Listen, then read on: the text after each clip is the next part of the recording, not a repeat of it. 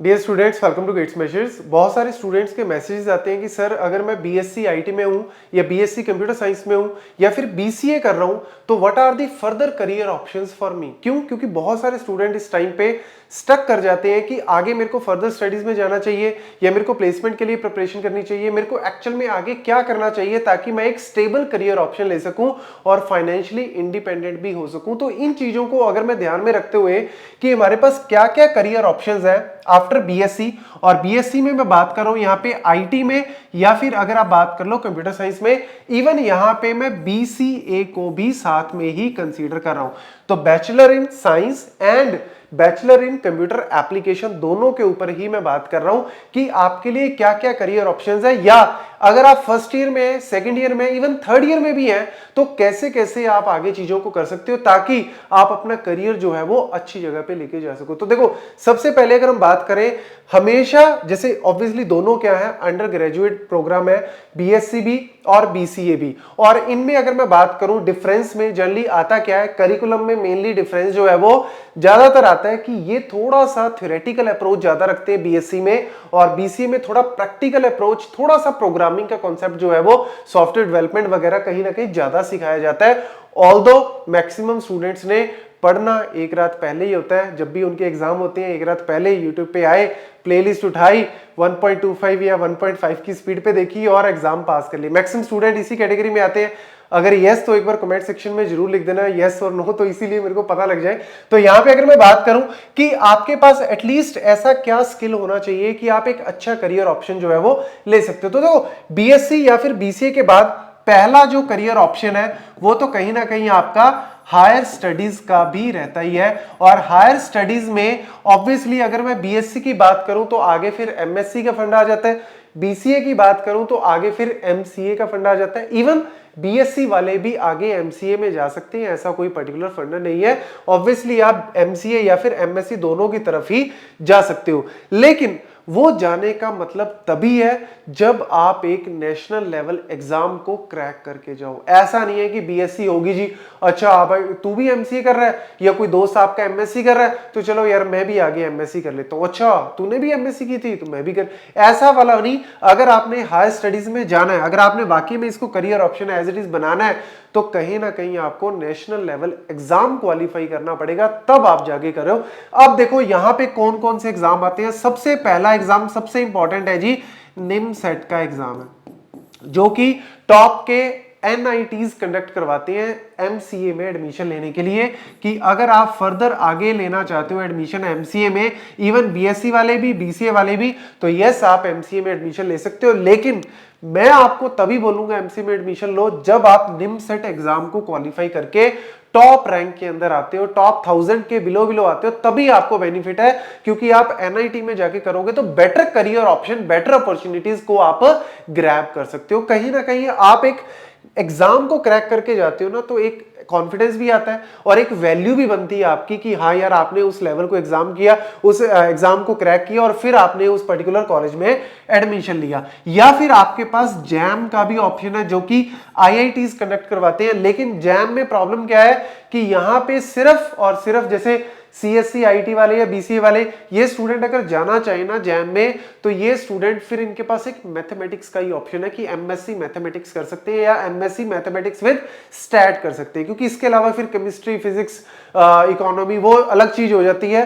तो यहाँ पे आपके पास सिर्फ एक मैथमेटिक्स वाला, वो भी वो स्टूडेंट जिनका मैथमेटिक्स बहुत अच्छा है, तो वो डेफिनेटली आगे इस फील्ड में जा सकते हैं। अदरवाइज निमसेट जो है वो एक अच्छा ऑप्शन है। लेकिन गेट 2024 से अगर मैं बात करूं तो 2024 के बाद गेट वालों ने भी एलिजिबिलिटी क्राइटेरिया में चेंज किया है कि भैया अगर आप बीएससी वाले हो तब भी आप, अगर आप अंडर ग्रेजुएट हो तब भी आप जो है वो गेट का एग्जाम दे सकते हो। तो कंप्यूटर साइंस आईटी या बीसीए वालों के लिए तो एक अच्छा ऑप्शन है कि आप गेट डीए का एग्जाम दे सकते हो, data science and artificial intelligence वाला। और इस एग्जाम को मतलब कहीं ना कहीं देने के बाद आप हायर स्टडीज में तो देखो नहीं जा सकते, क्योंकि ऑब्वियसली गेट के एग्जाम के बाद हम लोग एमटेक या एमएस में एडमिशन लेते हैं, तो बीएससी या फिर बीसीए वाले डायरेक्ट एमटेक में तो नहीं जा सकते। लेकिन हाँ, ये आपके कहीं ना कहीं रिज्यूम में, आपके सीवी में एक पॉइंट ऐड कर देगा कि yes I am GATE DA qualified. तो आपको एक आर्टिफिशियल इंटेलिजेंस की फील्ड के अंदर या डेटा की फील्ड के अंदर, डेटा साइंस की फील्ड के अंदर एक जॉब अच्छी मिलने के चांसेस, प्रोबेबिलिटी बढ़ जाती है, क्योंकि आपने एक नेशनल लेवल का एग्जाम क्वालिफाई किया है। तो जब आप रिज्यूम दिखाते हो किसी को, तो अगर उसमें लिखा हुआ है कि yes I have qualified this exam, तो कहीं ना कहीं आपको ज्यादा बताने की जरूरत नहीं है, एक ऑटोमेटिकली ठप्पा लग जाता है कि आपके पास नॉलेज है। क्योंकि इस टाइप का एग्जाम क्वालिफाई करने के लिए ऑब्वियसली नॉलेज जो है वो चाहिए आपको, तभी ये एग्जाम जो है वो आप क्वालिफाई कर सकते हो। तो यस, ये भी एक आपके पास अपॉर्चुनिटी है, लेकिन हायर स्टडीज की नहीं है। एक करियर में आपको जो है वो बूस्ट मिल सकता है कि अगर आप स्पेशली प्लेसमेंट्स की तरफ जाते हो, ऑब्वियसली प्लेसमेंट्स में भी कहीं ना कहीं आपके दिमाग में आएगा सर कहां प्लेसमेंट, बीटेक वालों की तो प्लेसमेंट्स हो नहीं रही, तो बीसीए बीएससी वालों की तो बहुत कम चांसेस होते हैं। तो हाँ, कंपैरेटिवली थोड़ा सा बीटेक के कंपैरेटिवली ऑप्शंस कम हो जाती हैं, लेकिन ऐसा नहीं कि ऑप्शंस नहीं है, कंपैरेटिवली थोड़ी कम है, लेकिन वही सॉफ्टवेयर की फील्ड में आप जा सकते हो, साइबर सिक्योरिटी की फील्ड में, एआई की फील्ड में, डेटा साइंस की फील्ड में, डेटा एनालिस्ट है, डेटा साइंटिस्ट है, सारी फील्ड आपके लिए भी खुली है। और सबसे बड़ी बात पता है क्या है, जब से एआई एमएल का फंडा आया ना, तब से ये वाली चीज तो खत्म ही होगी कि सिर्फ बीटेक कंप्यूटर साइंस वाले ही जा सकते हैं इस चीज में। नहीं, आज के टाइम पे इवन नॉर्मल बीए वाला भी डेटा एनालिस्ट बन रहा है, बीए वाला भी आईटी कंसल्टेंट बन रहा है, बीए वाला भी आपका जो है वो साइबर सिक्योरिटी की फील्ड में जा रहा है। तो आप लोगों के पास तो ऑब्वियसली कहीं ना कहीं सीएससी या आईटी का टैग है, तो आप तो जा ही सकते हो। तो थोड़ा सा मेहनत ज्यादा करनी पड़ेगी, थोड़ा नहीं थोड़ी ज्यादा ही मेहनत करनी पड़ेगी, स्पेशली अगर आपके कॉलेजेस में कंपनीज ही नहीं आती या बहुत कम आपके पास अपॉर्चुनिटी है, तो आप ऑफ कैंपस में अप्लाई करके जो है वो कम से कम आपको जो है वो एटलीस्ट प्रोग्रामिंग लेवल पे भी, एप्टीट्यूड लेवल पे भी आपको नॉलेज चाहिए, सर्टिफिकेशन लेवल पे भी आपको थोड़ा सा वर्क करना पड़ेगा, और कम्युनिकेशन स्किल लेवल पे भी काम करना पड़ेगा, तब जाके आपको जो है वो एक अच्छी अपॉर्चुनिटी मिल सकती है। और फिर एक अपॉर्चुनिटी अगर आपको मिल गई, पहली जॉब मिलने में थोड़ा टाइम लगता है, उसके बाद आप फर्दर ग्रोथ जो है वो अपने स्किल के हिसाब से करते रहते हो। तो इसीलिए स्किल तो आपको लेना पड़ेगा, नॉलेज तो आपको लेनी पड़ेगी, तब जाके आपको जो है वो अपॉर्चुनिटी मिलेगी। लेकिन हाँ, अपॉर्चुनिटी किसी भी फील्ड में मिल सकती है, चाहे वो एआई इंजीनियर की बात कर लो, डेटा एमएल की बात कर लो, और इसके अलावा आपकी सॉफ्टवेयर डेवलपमेंट, ये सारी चीजें आपके लिए भी खुली हैं।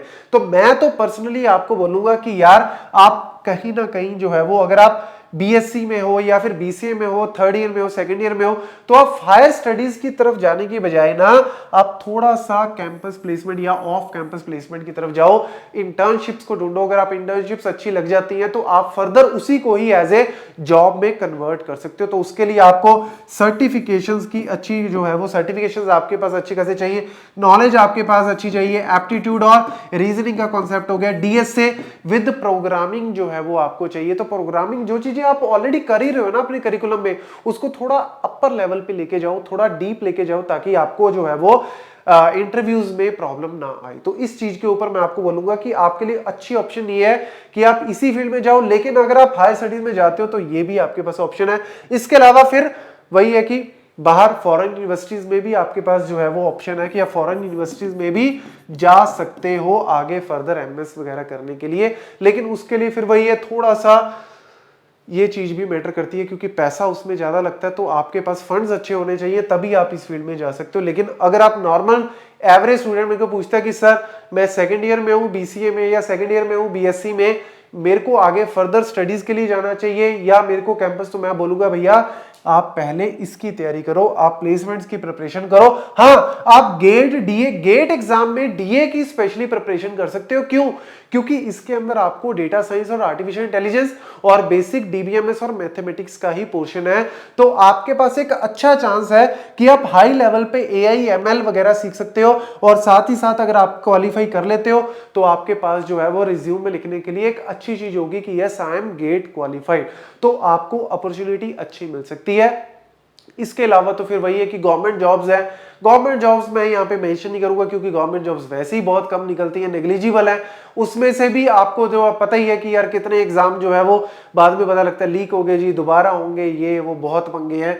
तो हाँ, अगर आपके स्टेट में कोई पर्टिकुलर एग्जाम आपका निकलता है कि आपको पता है कि यार मैं इस एग्जाम के लिए एलिजिबल हूं, तो मैं अब उस एग्जाम की जाना चाहता हूं, तो फिर ऑब्वियसली आपको उस एग्जाम में जाना चाहिए। गवर्नमेंट जॉब तो ऑब्वियसली कहीं ना कहीं बढ़िया है ही, लेकिन निकलती बहुत कम है, अपॉर्चुनिटीज बहुत कम है।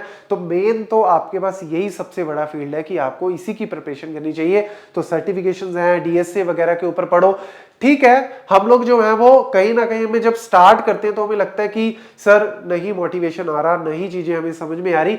धीरे धीरे होती हैं चीजें। अगर आप डेली का शेड्यूल बना के चलोगे कि आज मुझे 1 घंटा इसके ऊपर देना है, 1 घंटा इसके ऊपर, तो धीरे धीरे आप जब 3 महीने बाद अपने आप को देखोगे तो चेंज आपको पता लगेगा कि हाँ यार, स्टार्ट मैंने बिल्कुल जीरो से किया, आज मेरे को इस लेवल तक की नॉलेज आ गई है। जैसे हम कहते हैं ना, पहले निंजा लेवल की, फिर प्रो लेवल की, फिर एडवांस लेवल। तो यार इस लेवल पे जाने के लिए डेली बेसिस पे आपको, रातों रात काम नहीं होगा, डेली बेसिस पे आपको मेहनत करनी पड़ेगी, तब जाके आप इस लेवल पे पहुंच सकते हो कि आपको एक अच्छी जॉब मिल सके। और बिल्कुल भी इस चीज की परवाह नहीं करनी कि सर इस फील्ड में मैं जा सकता हूं या नहीं।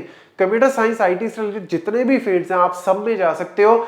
शर्त यह है कि आपके पास एक अच्छी नॉलेज, सर्टिफिकेशंस जो है वो होनी चाहिए, ताकि आप रिज्यूम में दिखा सको सामने वाले को कि मैं बाकियों से डिफरेंट कैसे हूं, मेरे पास नॉलेज एक्स्ट्रा है, मेरे पास एक्स्ट्रा जो है वो सर्टिफिकेशंस है, या एक्स्ट्रा मेरे पास कुछ ना कुछ तो ऐसा पॉइंट आपके पास होना चाहिए कि आप उसको बता सको सामने रिक्रूटर को, और फिर आपको जॉब डेफिनेटली मिल ही जाएगी। तो ये सारे पॉइंट्स नोट करो।